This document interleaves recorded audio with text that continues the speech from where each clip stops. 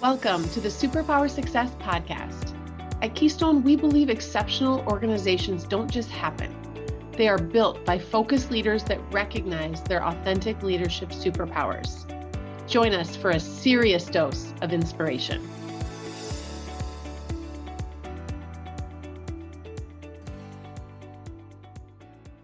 Welcome to the Superpower Success Podcast. I have got a treat for you today. I've got my dear friend Dahlby here. She is the CEO of WELLthy Financial Group. She's a speaker.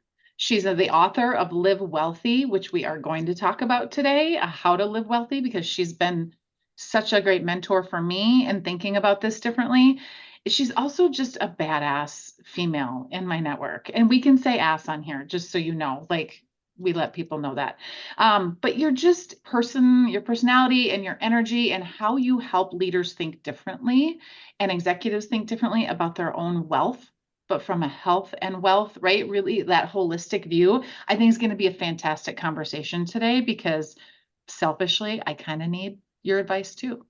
We all do. I need my advice too. It's a constant. Thank you for saying learning. that. Oh my gosh. What we always talk about our pain, right? Like we bring to the world the issues that we've had in life.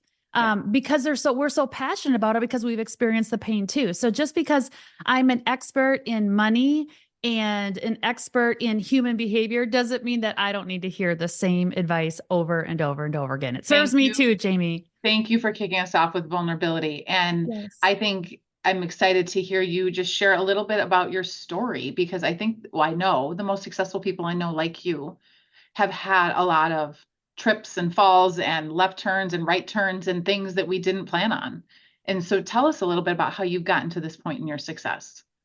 Well, I grew up in a really small town in La Crosse, Wisconsin, and it was a little like suburb off of La Crosse. It was called Holman, and there was 2,000 people. And I just remember always feeling so limited as myself. Like, we can't afford to do this. We can't go and do this. And everything was about the cost of everything. And I just always felt limited because I have a big personality.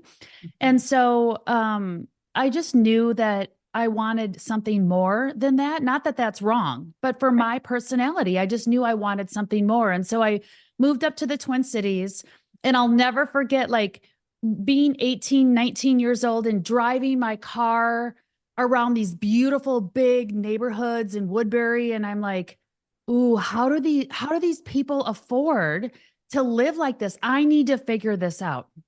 And so, just by not being intimidated by other people's success, I always knew that, oh my gosh, if someone else can figure this out, why can't I? We're all human beings. And what I realized is that I just need to dig deep and figure out how other people gained wealth, how other people thought about their lives, and why were they able to live a different lifestyle than me. And Jamie, what I realized is that as I grew up in this small town, and in high school, I was number one at everything.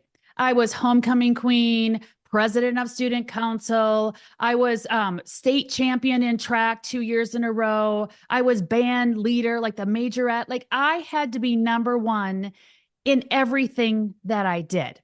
And it's not necessarily because I'm just competitive.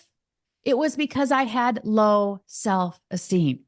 And I did not find my validation in myself. I had to find it in other people. When people were like, Dawn, yay, you're so good. You're this. Like, if people didn't like me, I didn't like myself. And so I had this low self-esteem and this low worth. And what I realized then is that when I moved up to the Twin Cities, that if I really wanted that bigger house and that fancier car and the better lifestyle than what I was accustomed to in a little town of 2,000 people, that I had to think differently about myself first. And I had to think differently about what it takes to build real wealth. And so my journey of becoming I'm the CEO of a multi-million-dollar wealth advisory firm. It's not because I'm special. It's because I've worked on myself probably more than most human beings have. It's the best investment you can make.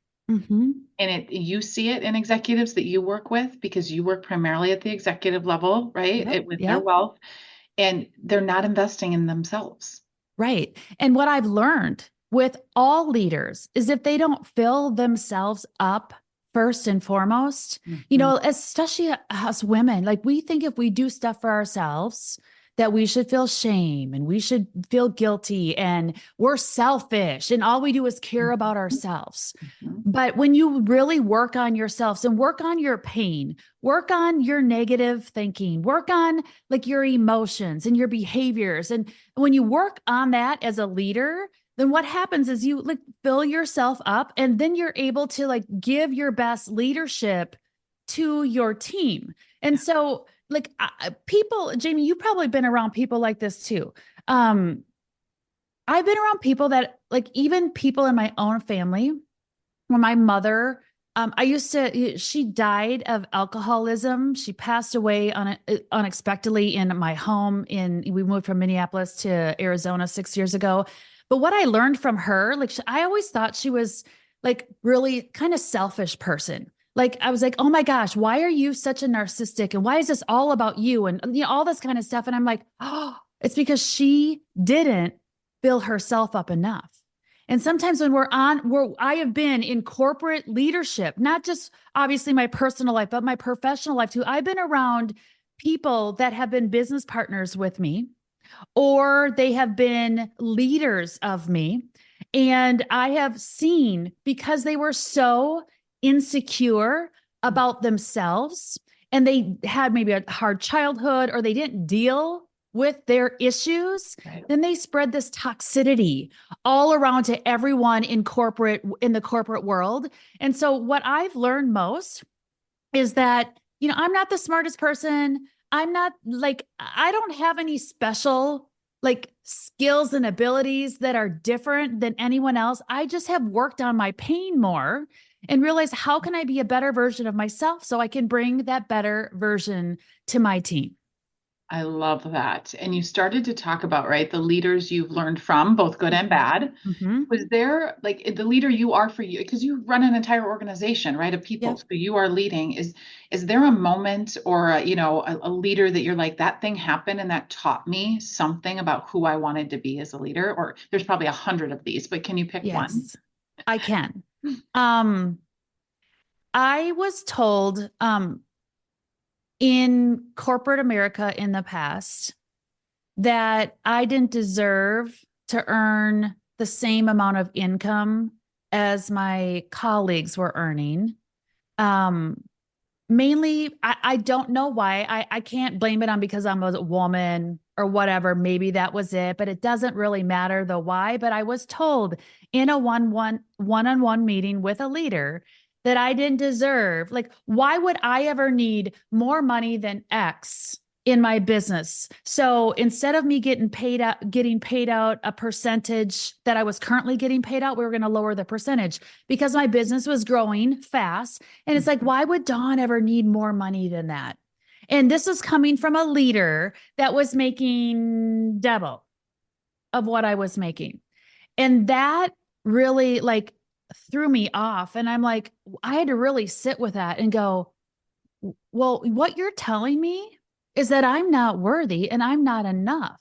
You are as a leader because you make more money than I do. But I was told literally that I wasn't enough. And when I started to unpack that and just take time going, because when that happens, like most of us human beings, we just react to stuff, right? We just get, like, oh, screw you, you're an ass, like whatever, you're a dick, like blah, blah, blah, blah, blah, right? But instead, I just, my husband and I actually went on a trip right after that. We were already planned trip. And we were like just talking about it while we're swimming in the pool and hanging out. We were actually in Las Vegas and celebrating our wedding anniversary. And I was just like, gosh, you know what? This has nothing to do with me. Mhm. This is everything to do with that other human being. And if that other leader would have, owned themselves more and, was a better leader, that conversation with me would have never happened. It would have been like, hey, your business is growing. How can I support you more to get more results for the company? but it was this insecurity of this other human being. And I'll never forget that. And that was the catalyst of me saying, you know what?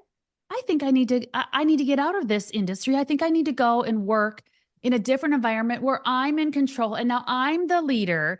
And because of that pain that I dealt with and learned from that leadership, now I brought that into my own company of how do I lead my team better? And From a how do better I be a place, better from from a a better healthier. place? And knowing that, Yeah. leadership for all of us is just about serving. It's about serving our team. And this is the word that comes to mind is grace for that leader. But I've reached a point, and it's taken me many years like you to get to this point. But when something like that occurs, or I see a leader show up in a certain way, even in our clients, I typically have like empathy for them and sympathy for them. Like I feel bad for them Mm-hmm. instead of wanting to be angry at them. Because none of us show up every day to make people feel that way. I do not believe there are humans that just show up to make other people's lives miserable. But as leaders, we do not understand the energy that we bring into a room. And if we're having a really tough day or we aren't working on ourselves, that energy has a ripple effect that is not probably the one that we expect or want it to be. Absolutely. And, after you process the emotions, you can have empathy. We naturally, as human beings, don't. But Mhm. if you really peel back what's really going on with some of these leaders, again, they're hurt from their childhood. And because they're in competition and they're getting pressure from people, the leaders that are above them, To right? be It's all enough. about to be Mhm. enough and to drive more results and to get just make the business better. And they do it in a way that's creating this, like, it's almost a scarcity way and a real toxicity with energy. And Mhm. we all know that doesn't get business results. In fact, what it does, it it it exemplifies turnover with employees Right. more It significantly. Like damages. people, it damages culture. And then what happens is we all know that when an employee leaves because of those reasons, how expensive that is. Yes. Right. So if we're just working on, you talk a lot about core values and company core values. It's like if we just worked on our personal core values, the company's core values, and how we can all work together with our differences we all want the same result. Like, Jamie, what do you think every leader that you work with wants? What is their ultimate result? I think they want happiness. They want to feel accomplished and they want happiness in their life. Mm-hmm. Right. But they want to be happy. We all want to be happy and fulfilled, accomplished, Mhm. and get the financial results. And so if you Yeah. like, that's why my concept of live wealthy, WELLthy, is really about it's okay to want more money results and to grow. And like, there's nothing wrong. Like my personality, I want more, but I want more when I know that I'm enough. That comes from a really place of an abundance.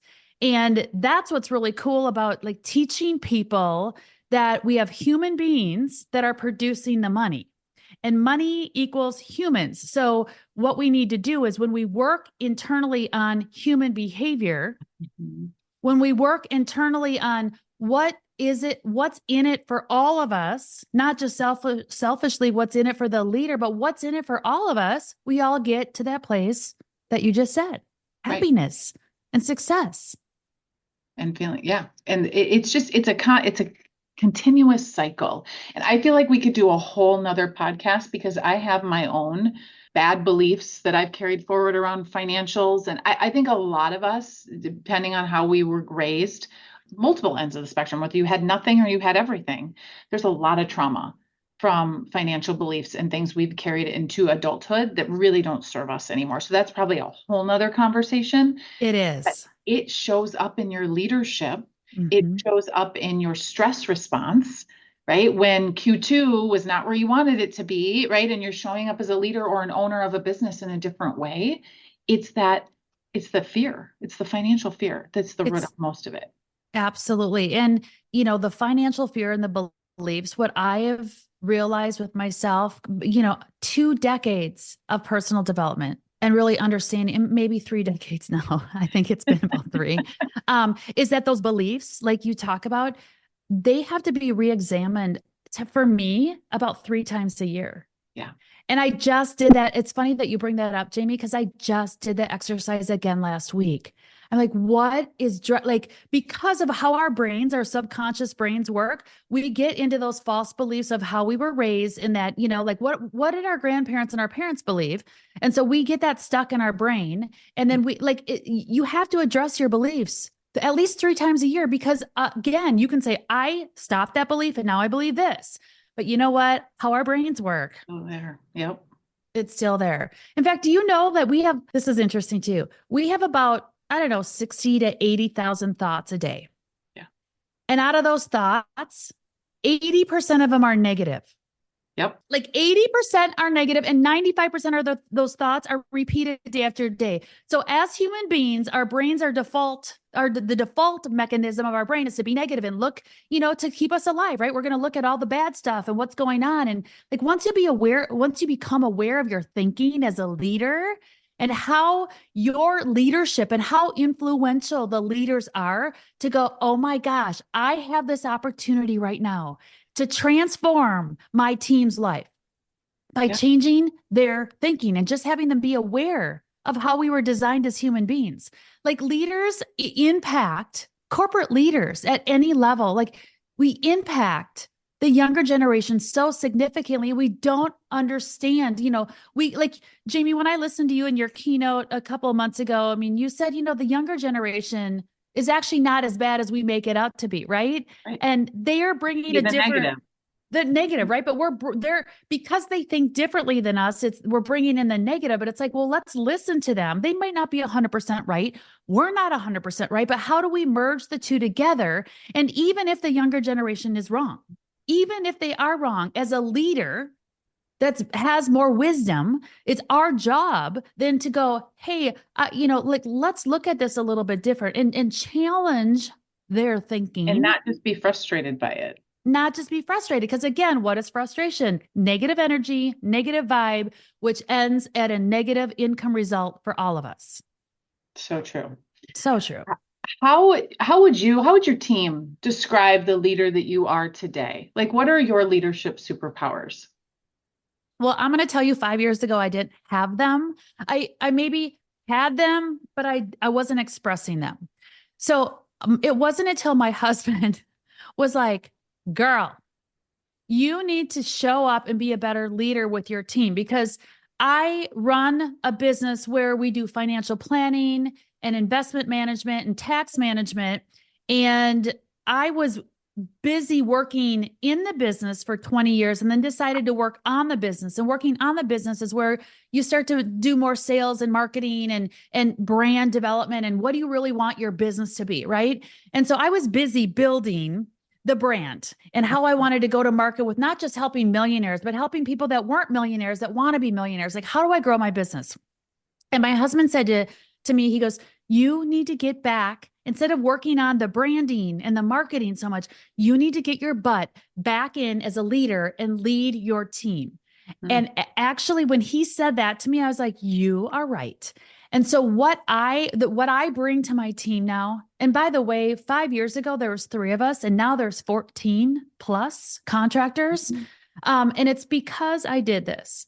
It's because I created, and you're going to love this because this is what you preach all the time too, is I created company core values. I created 5 core values that my company that I run is going to stand for, whether we are dealing with our staff or whether we're dealing with our clients. These values are how we operate our business. And I had all of my team recite the core values. Like, when we get together for leadership meetings, we do games with it. And not only the company's core values, but I make them do their own core values.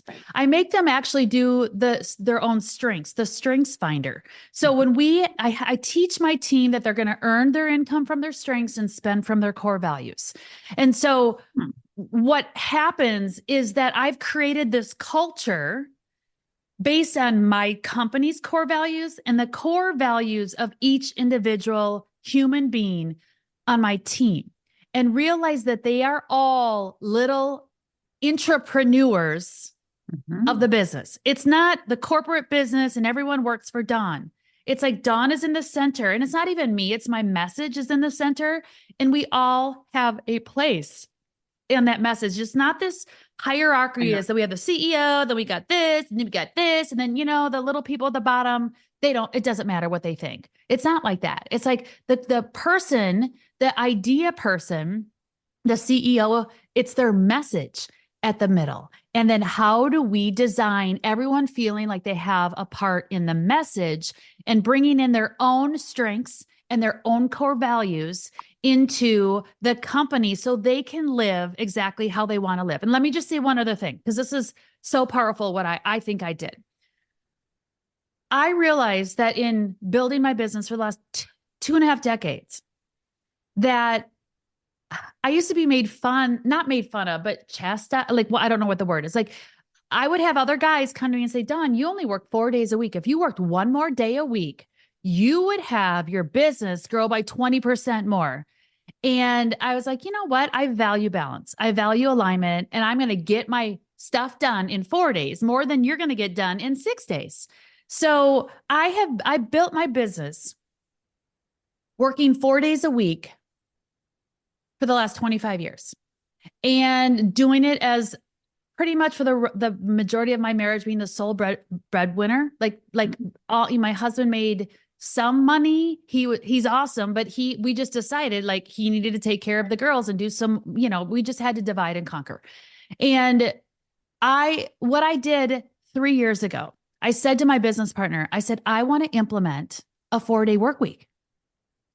And because I was able to do it, and I knew like raising kids, like we have to have flexibility, right? It's just so much, Jamie, you have more kids than I do. Yeah.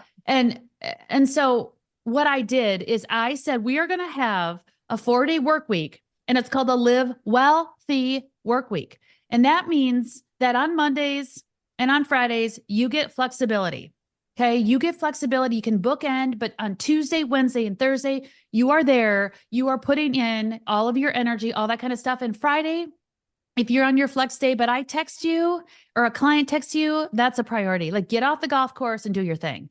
You have a doctor's appointment, go on Monday, but let's bookend our days, our weeks, I should say. Yeah. And then let's create this flexibility. And my business partner said, I don't think that's going to work. And I said, guess what? I'm the CEO and I'm going to just try it. And ever since that, my business has grown from 3 people to 14. And every single human being on my team, I think, are incredible employees, like rock stars. Like, they're just good human beings because they're living out their life and their core values and all that kind of stuff. So to me, I bring the fact that yes, you can get your work done. And yes, you can have balance, and you can have both. And I pay I pay everyone for full-time pay too.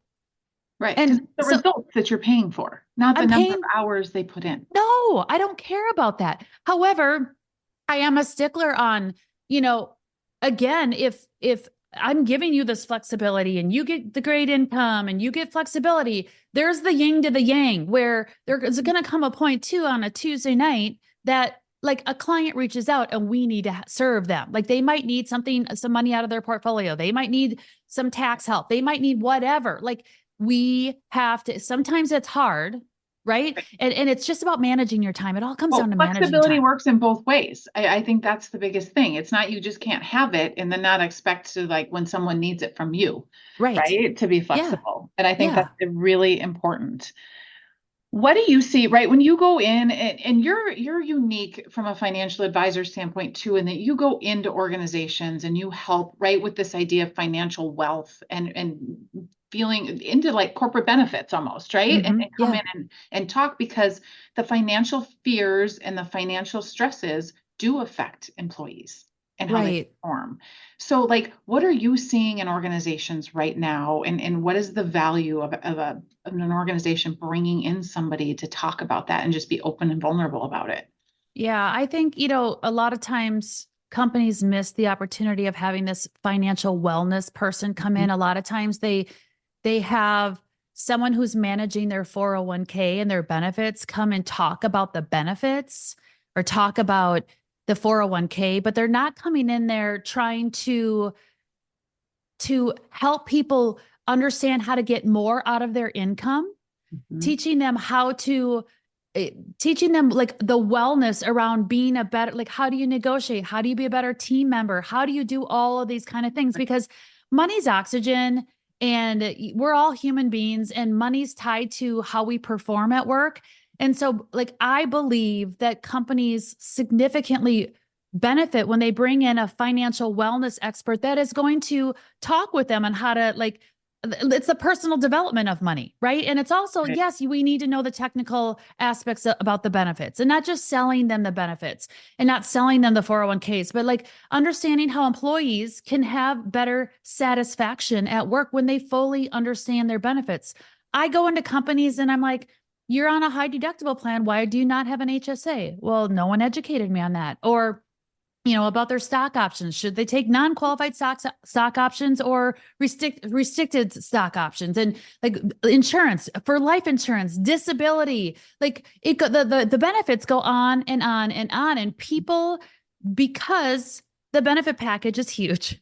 We get it typically in the fall and we're like, damn it, like this is due on Monday and I'm just gonna right. And it's Select like, whatever. Yeah. right, because It's we all so hate true. it. We all like, right? We don't want to deal with it. And so we leave it to the last minute, and then we're not protecting the things that are most valuable to us, which is our family and our money to support our family. So to me, it's like educating people proactively on all the benefits, because a lot of these companies offer so many things and employees don't take advantage of, like even their company match sometimes, like they don't, because it's all buried in the documents, Right. And they but don't no one's understand there to it. educate. Yeah. So I think that's super critically important to the work you do with Right. corporations too. Like you're building leaders, right? And you're building the foundation of the company. It's like we can't not address that money is the most significant part, because that's what we fear the most.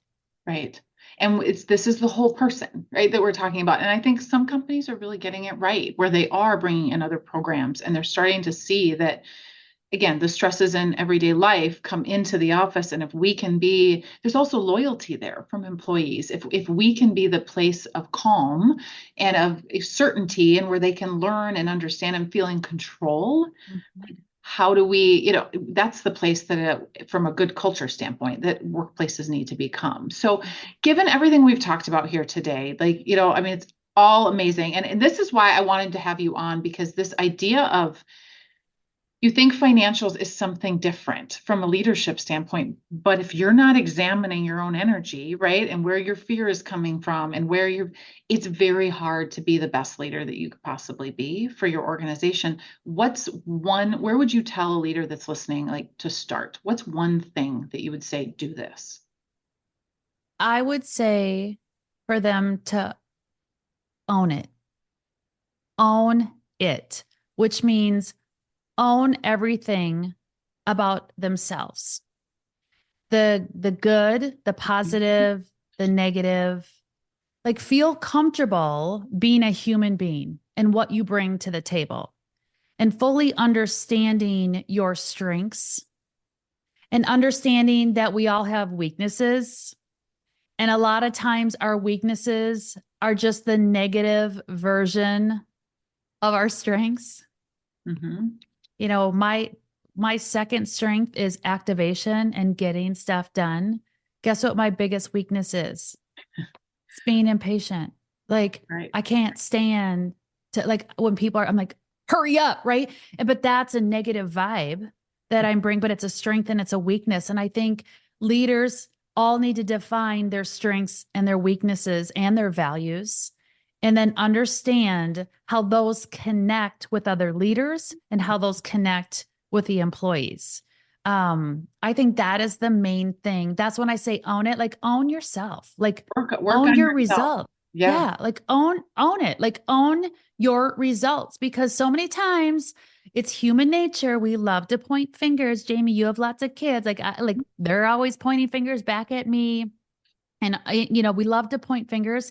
And I would just say, point your finger back at you, because a lot of times when there's stress in marriages, there's stress in relationships with your kids, there's stress in businesses. Like you got to own like you got to look at Oh, you're your part of faults, it. because it takes Yeah. it takes two to tango in every conflict and challenge that we have in all of our lives. It's so true. And it just the vulnerability of this is it's even helping me think of like we're not going to always do it the right way. We're not going to No, always handle a situation the right way, right. but we can always own it. And I Yeah. think that's really hard. I mean, for people to just say I was wrong, right? Or Yeah. I handled Mhm. this in a wrong way, even with our kids, with Yeah. our spouse, with people Yep. on our team to be able to come back and say, I don't like how I showed up yesterday. Right. And by the way, though, when you fill yourself up and fully understand yourself, like I said, the positives and the negatives, you build your self esteem as a human being, you are more confident to say, I screwed up. I'm sorry. I showed up bad yesterday. And guess what? I'm human.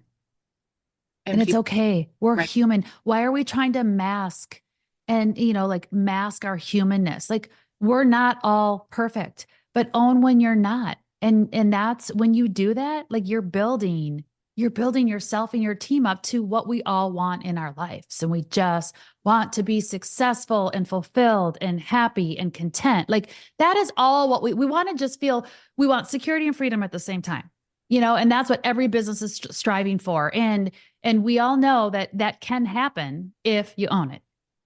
Agreed. Okay, so I have a couple bonus round questions before we leave. Ooh. So, um, to lead well, you need to be well, right? We've been talking about this today. What is something you do consistently to help you manage your own energy? Huh. Um, One thing, Yeah, whatever you want to share. personally, it comes down to having a connection with a spiritual connection and having faith with something bigger than myself because I love to be in control of life. And if you really understand, we don't have a lot of control, or when we feel like we don't have control and we give it up to whatever you want to call it, I call it God. I believe that I do a daily devotion for me to start my day out in the right spot, knowing that when shit hits the fan, that Anna, I don't have to deal with it alone. I love that. What's when you're having a tough day and you need to pick me up? Is there a quote? Is there a mantra? Is there something that you go to that just helps you get back in the right headspace? Yes, it's not a quote, it's a mantra. That we talked about thinking, and I think this has changed my life is knowing that I have the control to change my thinking. And then when I change my thinking, it changes my emotions, my behaviors, and my results. So if I truly want life results, whether it's income results, marriage results, company results, doesn't matter, that it all is stemmed from our thinking. And yes, 80% of a million thoughts a day it's hard to deal with, but I always go back to I'm in control of my thoughts, and my thoughts determine my life. Yeah, it's beautiful. And I've gotten better at this. I think it's a practice because you can catch the negative feeling. It doesn't mean you don't have it or the negative thought, but you can catch it. And to me, that's success. When I Mhm. recognize it for what it is and I cannot let it take hold, Right. Yes, right? There's because no we can control. perfection in this. Right. Yes. Yes. Right. Yes. Because of And how we we're wired.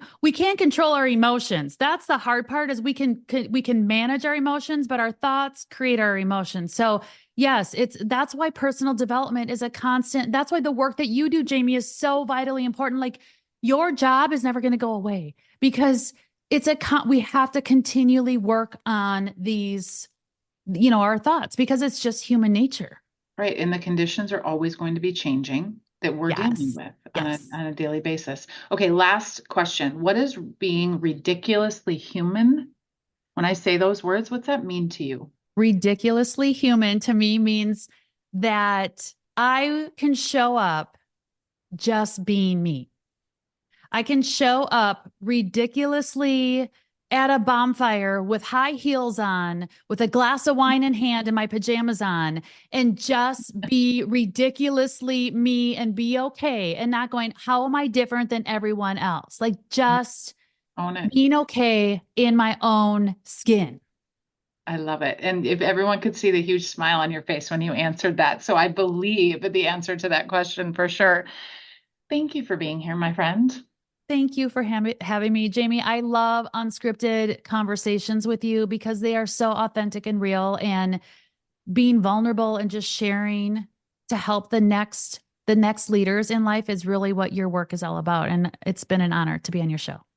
And to everybody listening, I mean, this is why I do what I do, is to bring these leaders, to bring successful people on, to hear their wisdom and to hear something you already knew that you needed to hear again, because most of this is not new. It's I knew that, and I just needed a course correction for today. So that's the point of this podcast. And I was recently on Dawn's podcast as well, and we went deep into leadership. So we'll make sure to include that link in the podcast links here if you want to listen to us in double time, 2 different podcasts. And to the listeners, thank you for being part of this community and continuing to engage. It's why we do what we do. This is a labor of love. And hopefully what we shared today in the discussion will inspire you to show up in a different way in that next interaction, whatever that looks like. Thanks, everyone. Thanks so much for listening. If you enjoyed this episode, make sure and hit that subscribe button so you get the latest episodes as soon as we release them. And remember to keep maximizing your unique leadership superpowers. It truly is the key to building success, both in your career and in life.